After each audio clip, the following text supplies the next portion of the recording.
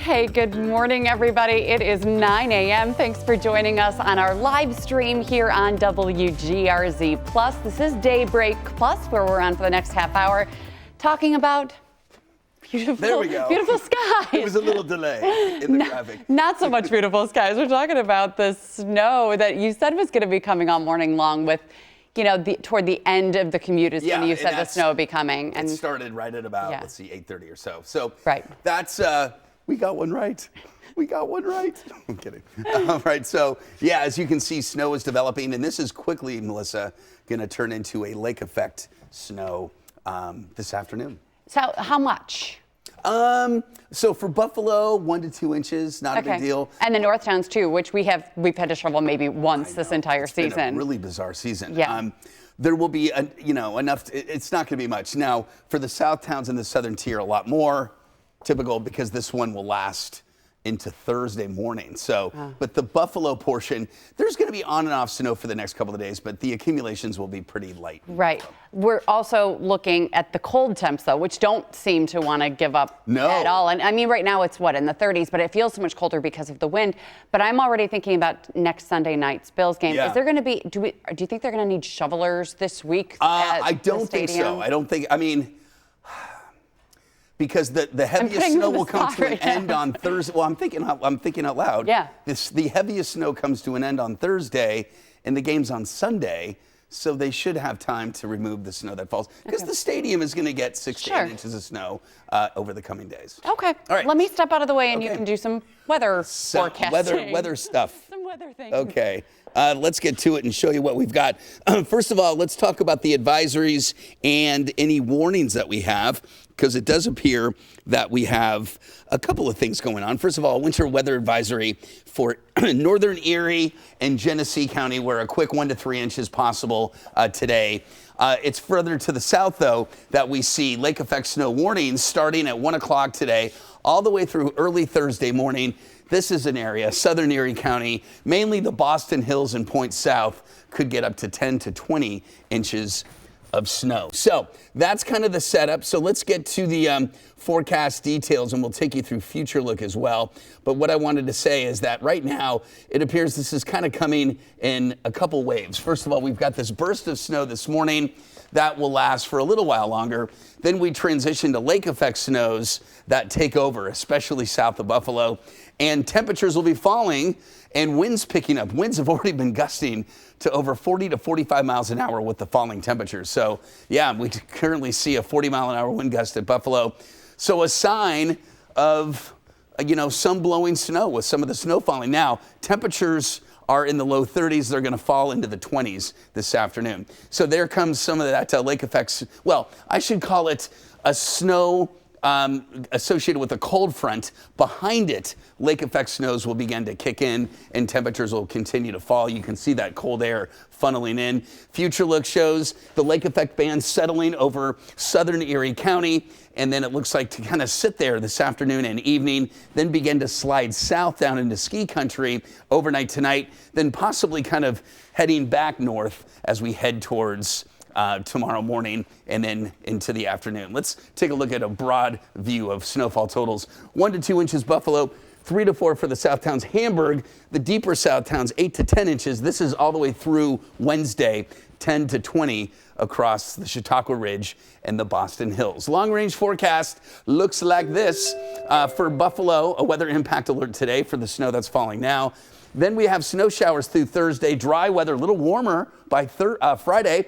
Temperatures in the 20s, eventually into the 30s. A rain and snow mix on Saturday. Snow and some cold for Sunday. That does include the Bills game. Amounts to be determined. It's a little early to get specific. Weather impact alert for the South Towns today, tomorrow.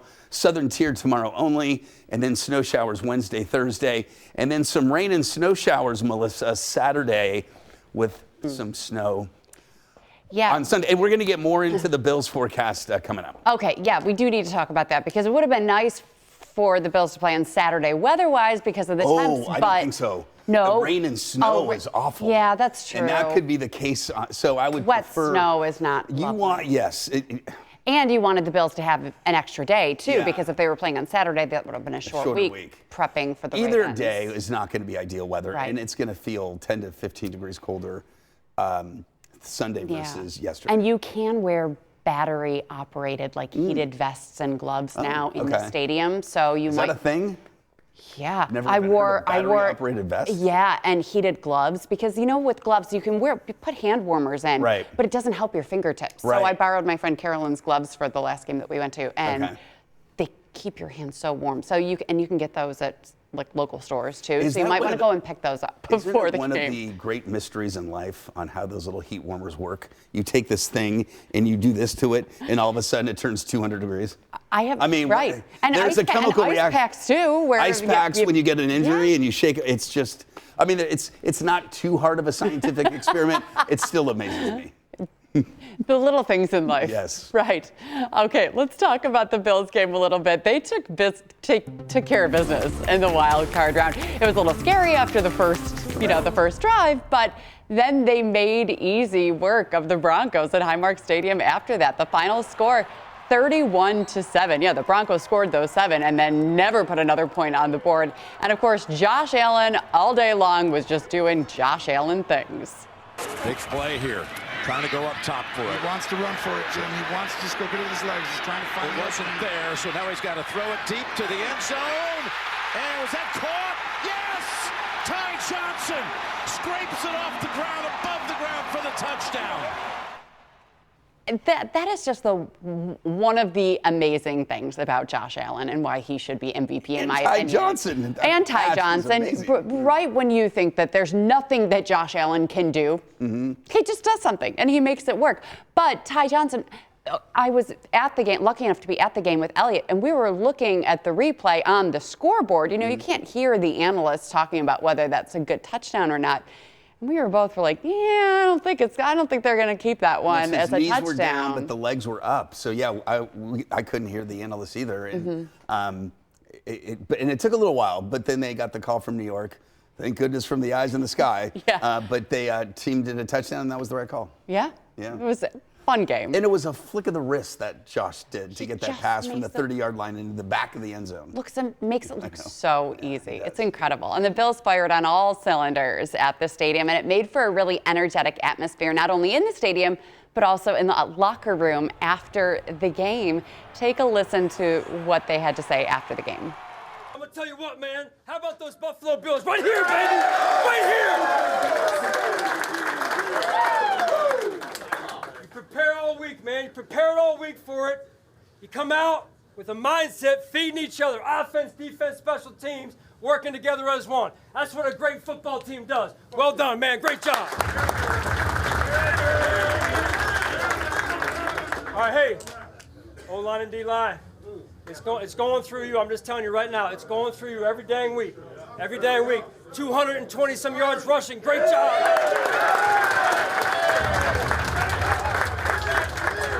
Keep getting better every week. I'm so proud of you guys across the board. Everyone in here. Everyone. Great organizational win. Josh, go ahead. Here you go. Hey, earn the right for another week.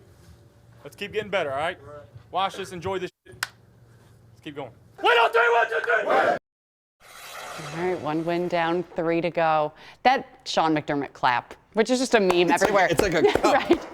And whether it's a good thing or a bad thing, you get the same Sean McDermott clap. There's times on the sidelines when we get intercepted, and he's like, I think he's just trying to okay, let's move on. Let's motivate the team for the next play. But yeah, that's classic Sean. Yeah, I love seeing the post game, recap from them, and Josh is just such a good leader, and it's just and we say it all the time. The team is so lovable, and look at Matt Collins walking into the game like Fred Flintstone. If you haven't seen that, a little corny, but I mean, but he's been doing costumes all season long, and the barefoot thing. His play. Imagine if he did all that and he was like, okay, focus on the game. Right. It is funny, and that tackle of the punt returner, oh my gosh. You could hear the entire stadium just go, oh, when he hit with that. That was a hit. That was a hit, and it was a clean hit, and that kind of is what makes football fun. Yeah, and, I think that was Mims that got tackled. Yeah.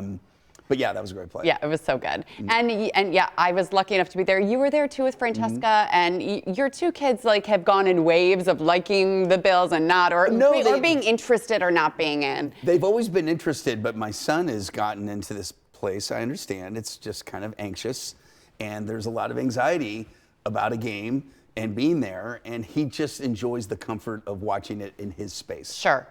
But Fran and I had a ball. It was great. And next week, though, with how tough the Ravens are going to be, I feel like I need my safe space on the couch. Also, I don't want to freeze at the game. And yeah, I also feel like I'm going to probably be too anxious also to be at the game. We shall see. But yeah, Elliot and I had a really great time. We also we walked through some of the tailgating, and I did one of the most Buffalo things ever. Take a look. Oh, wait, right here, right now. Don't you love that? Where would you rather be than right here, right now? So yeah, that's the pick. But then take a look at the tailgating. Do we have this video to pull up? Let's see. Go Bills! Robin! Okay, I don't know, but it's something that I don't want to do again. It's some sort of cherry thing. But that's Pinto Ron's tailgate and Hammer's lot. And you know, everyone who comes to Buffalo and goes to Pinto Ron's tailgate needs to do the bowling ball shot. It's disgusting. It was muddy. It was gross. And I really was not feeling good afterwards. So I used it as a teachable moment for Elliot, who was taking the video. And I'm just like, this is what happens when you take shots that you shouldn't be taking, because it was so gross. But it was a lot of fun. You had that conversation at 21, 22, 23, 24. Right. Into your 40s. Yeah. And so yeah, thank you, Patrick. So on Friday, we had a Q&A here on the stream, and people were asking us what our predictions were. And a lot of people have also asked what Elliot's prediction was. So Elliot met Pinto Ron again and had him be part of his prediction. So here was Elliot's prediction at the tailgate. Hey Bills Mafia, it's Elliot here at the Bills game. Who are you with? Pinto Ron. Congrats on the 500. Oh, hey, thanks. So, hopefully the Bills beat the Broncos today. They will. And I'm thinking the Bills will win 31-24. Yeah! What do you think? I think the Broncos got a pretty good defense, so it might be a little bit less than that, but not too much less. All right, let's go Buffalo. Go Bills! Go Bills! So Elliot had the Bills score right with 31, and then Pinto was like, I think it's going to be less. So together they had the perfect prediction. It was a lot of fun. And just the atmosphere, it was so electric and awesome, and it was just really fun to take part. You were close though with your prediction, right? I think I went 31 to 14. You went 30 to 14. Yeah, so I kind of think I won that. I mean, did I not get closest? What did I say? And I said, Do you remember you called the Super Bowl 3 years ago to the number? I did. Remember that was the Atlanta Tampa Bay game? Yeah. Or we were Atlanta out. New England? When we have it on video somewhere too. Yeah. Right. Okay.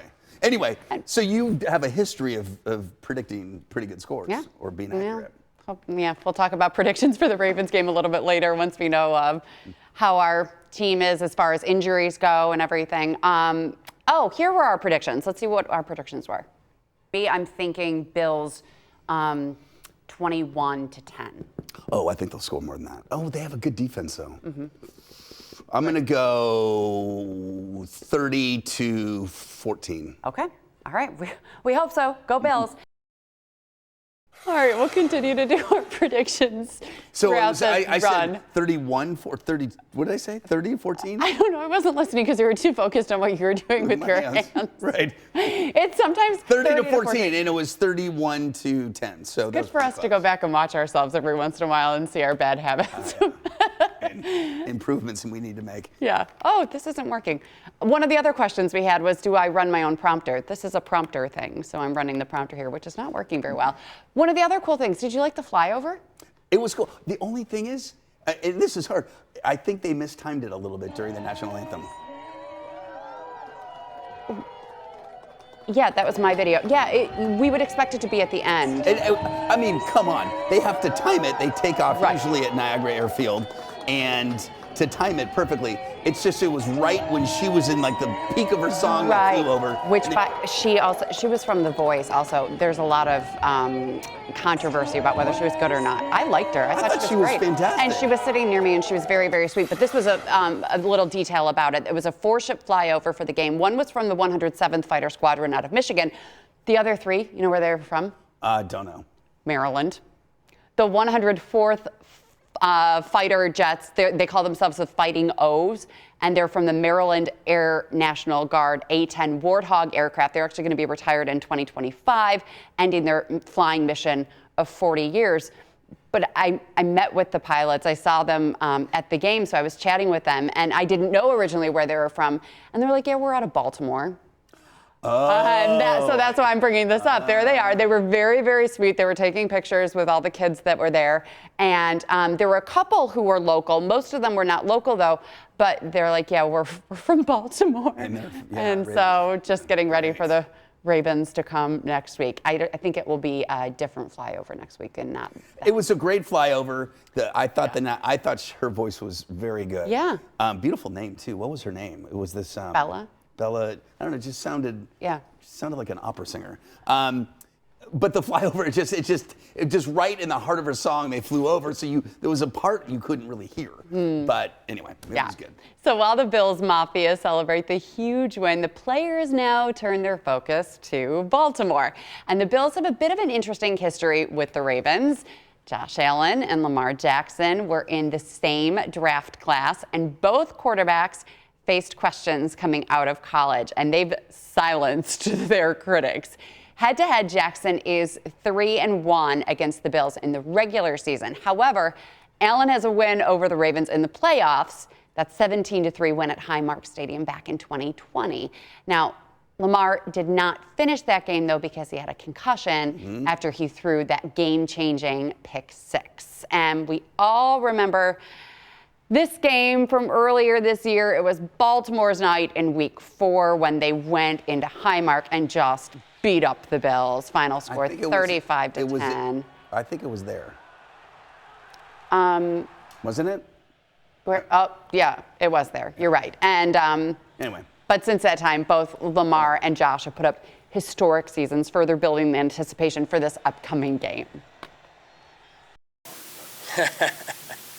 Yeah, I mean, this is what everyone's been waiting for, right? So it'll be a nice week, and everyone will be looking forward to it. And you know, they're a great football team, right? I mean, they handled us pretty good the first go around, and you know, they're certainly playing well coached. John's won a Super Bowl and comes from great pedigree. So. And of course, it was there in Baltimore because the Bills haven't lost at home all season long. That's right. Meanwhile, Deion Dawkins is taking a much more chill approach to Sunday's game. The Pro Bowl offensive lineman says he understands how great the Ravens are, but the Bills do not plan on laying down in front of their fans. Your initial thoughts on getting another crack at Baltimore? I don't see it at that. You know, it's playoff ball, man. We got to be ready. We got to be ready. You know. We know what the Ravens are, and we can't sugarcoat it. They're one of the best teams in the NFL. They have one of the best quarterbacks in the NFL, and we understand. And we just know that we have to come with our A game, play well up front, play well on offense, play well on defense, play well on special teams, and that'll just give us a chance, you know. And that's all we need is a chance. But I'm happy that we got the win today, and we'll see those guys in hopefully a week. And it really does seem like the game of the year because you know that the Bills have beat the Chiefs. The Chiefs have a really great record, but really aren't that great. And so it's like if the Bills can beat the Ravens, then it seems like this is just going to be the hardest game to get to the Super Bowl. It is. We just did not play well in that Week 4 game. Yeah. And they've got a lot of the tools. They've got a running back and they just ran the ball down the Steelers' throat on Saturday. So, you know, we kind of know what the recipe is, what they're going to. It's going to be the anxiety. You never really were worried at the Broncos game, right? This is going to have a different tempo, a different feel, and a different anxiety level. Yeah. It'll be fun to watch, but also very scary to watch also. Yeah. Now, will you be watching at home or watching in person? If you want to get tickets to this game, you might want to do it right now. I don't know whether they're going to be trending up or trending down, but I was just looking at ticket prices. Now, this is Ticketmaster. Can we actually scroll up? Mira Cruz, my producer here. So $189 on Ticketmaster is kind of pricey right now for the 300 kind of nosebleed sections, but I just checked StubHub and Vivid Seats. Vivid Seats, you can get a 300 section ticket for like $115 right now. Then taxes and fees on top of that. There it is right there, $177. But I just looked and it's actually a lot less in a couple other seats. Oh, that's Vivid Seats. Okay. So yeah, check around. Make sure if you are buying tickets on the secondary market, you are going from, you know, your Vivid Seats, StubHub, Ticketmaster, somewhere legit. It's, you know, you can get them on social, but it's always a little iffy whether you're getting them from a legitimate person or a bot. So be really careful if you're buying them. But yeah, we'll check ticket prices for you throughout the week, and we will also check, you know, watch parties and all that sort of fun stuff that's going to be happening leading up to this divisional round. And also be sure to tune in for a brand new edition of Sports Talk Live tonight at 7 o'clock, where Adam Benini and Vic Carucci will break down the Bills and Broncos game. I'm sure we'll talk to Vic also about the MVP voting. That's all done, by the way, so their votes are in. The votes are in. Right. And so, yeah, postseason does not matter when it comes to the MVPs. So, you know, we're talking sports here, but you can hear from the experts later on today at 7 o'clock on Sports Talk Live. All right, it is 9:21 now, and we want to switch to some other news also. Oh, this is also Bills related, though. A really sweet story involving an 11-year-old boy who thought he was going to be discharged from the hospital today. He's battling leukemia, but the doctors actually gave him the all clear early. So he was released yesterday from the hospital, setting him up for the surprise of a lifetime. What a day for him. 2 on your side's Courtney Courtwright has his story. Bradley Barrett has been a devoted Buffalo Bills fan since he was born. My favorite player, probably Damar Hamlin. Why Damar Hamlin? He went through cardiac arrest, but he did not let that stop his career, and it's sort of like what I'm trying to do. I'm trying to get back into basketball after I got cancer. He was diagnosed with a high-risk B-cell acute lymphoblastic leukemia in 2023. In the spring of 24, he got really, really sick. I was severely septic in my pancreas, and I had liver failure, and I almost had to get flown in a helicopter to Pittsburgh to get a transplant in my liver, but I luckily didn't have to, and I survived that. Bradley is still going through treatments. During a planned hospital stay, his family got a life-changing call from Camp Good Days. The nonprofit organization is dedicated to improving the quality of life for people affected by cancer. They invited Bradley to watch the Bills' playoff game from their suite. I asked the staff psychologist, kind of on a whim, not thinking it would go anywhere, if we could maybe get him discharged Sunday morning instead of Monday morning so he could make the game. I kind of said it was a once-in-a-lifetime opportunity. A wish granted. Bradley got the green light to go. And when I told him, I was in a room with 3 physicians and a psychologist and a nurse practitioner and Bradley, and he completely freaked out. It was one of the happiest moments of my life. It makes me feel great, loved. Bradley has been to a couple of Bills games before, but this was his first playoff game. It was really cool, super loud. It was just great. What was your favorite part of today's game? Destroying the Broncos. It's memories that he'll cherish for the rest of his life, you know, in the middle of one of the worst things a human being could ever go through. So happy for Bradley that he was discharged. He's got to see the Bills win at his first playoff game. It's just awesome. And he says that he's just hoping that his next wish comes true, which is watching the Bills win the Super Bowl. We hope so too. Hear, hear. Congratulations to Bradley. And a quick look at some other stories that we're working on today. There is a meeting to discuss the new Bills Stadium and the community benefits deal. It's happening at 11 o'clock this morning at ECC South Campus, the lecture hall in Orchard Park. Now, back in November, we reported that the projected cost of this stadium has ballooned to $2 billion. And we will bring you any updates from that meeting coming up later today on Channel 2 News. Investigators are also trying to figure out what caused a deadly house fire at a home in Wheatfield. It happened just before midnight on Friday night on Bash Drive. That's off of Crescent Drive near Niagara Falls Boulevard. Officials say an 82-year-old woman was rescued from that home but then didn't survive. Her name isn't being released at this time. A cause of the fire is still under investigation as well. And a man linked to a 2021 cold case is scheduled to be in court today. Richard Fox is accused of killing 61-year-old Marquita Mull in the city of Buffalo. Her remains were then found along a hiking trail in Chautauqua County. Fox was arrested at a home in Niagara Falls last week. And along with being charged with murder, he's also facing 4 felony charges related to his sex offender status. If he's convicted, he'll face 25 years to life in prison.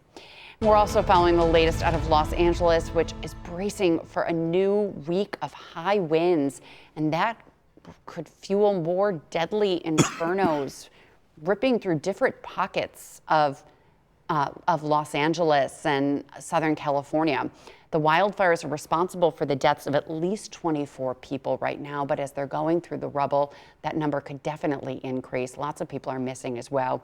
40,000 acres of land have been burned, and more than 12,000 buildings have been destroyed. To see it this way.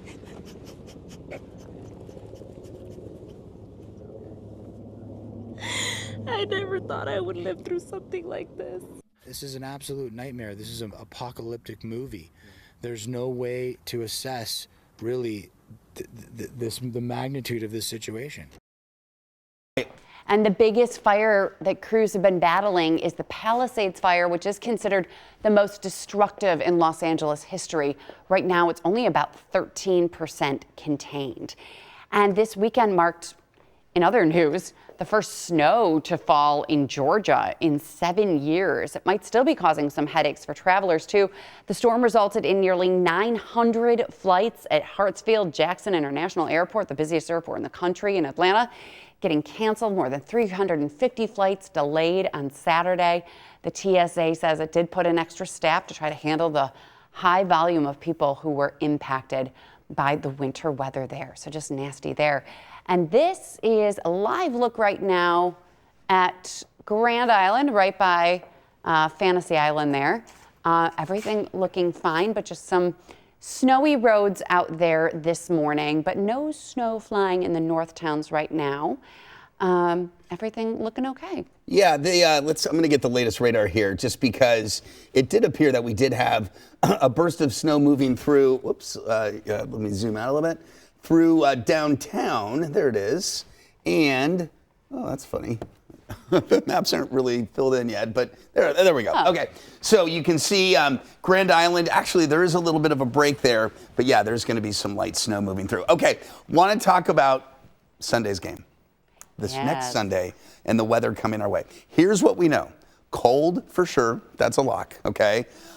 The snow potential is still a little uncertain, and I'm going to show you 2 different scenarios that could play out. This is one. This is, if we want to get into the weeds here, this is the American U.S., what we call the GFS model. It has a stronger area of low pressure moving very close into western New York on Sunday. This is at 4 o'clock with some steady snow across the area and actually warmer numbers, if this were to verify, probably in the 30s, but then getting colder in a hurry during the game. I think this one is a little less likely compared to the European model, which has the low much farther to the east. It does bring in, though, colder air and some snow showers off the lake. This, again, is at 4 o'clock on Sunday. I have a hunch this is the scenario that's going to win out. It's a colder one, maybe less snow than the other version. Bottom line is, be prepared for a cold game, a wintry game. There could be some snow. There will be temperatures in the low 20s, wind chills colder than that. So this is going to have a weather impact on Sunday, especially compared to the weather that we had yesterday, which was delightful. We had flurries during pregame, and you know, those went away. Then it was pleasant. The skies kind of opened up a little bit. And there was sunshine There in was the a little second sun. half. Yes, so if you there were on was. the sunny side of the stadium, it was Right. lovely. So I think as a weather, I mean, it was a home run. Yeah. A little on the cool side, but you know, it's January. Sure. This game is going to be a lot colder and potentially more wintry. You mentioned wind chills. Yeah. I'm sure, you know, we're so far out, but windy, how windy are we going to be? Let's go breezy at this point instead of windy. But we could have wind chills in the single digits potentially if everything comes together. Okay, we'll of course be tracking it all week long, so be sure to keep with us here on Channel 2 and with this stream at 9 a.m. throughout the morning here on Channel 2 and WGRZ+. Thanks for tuning in, everybody.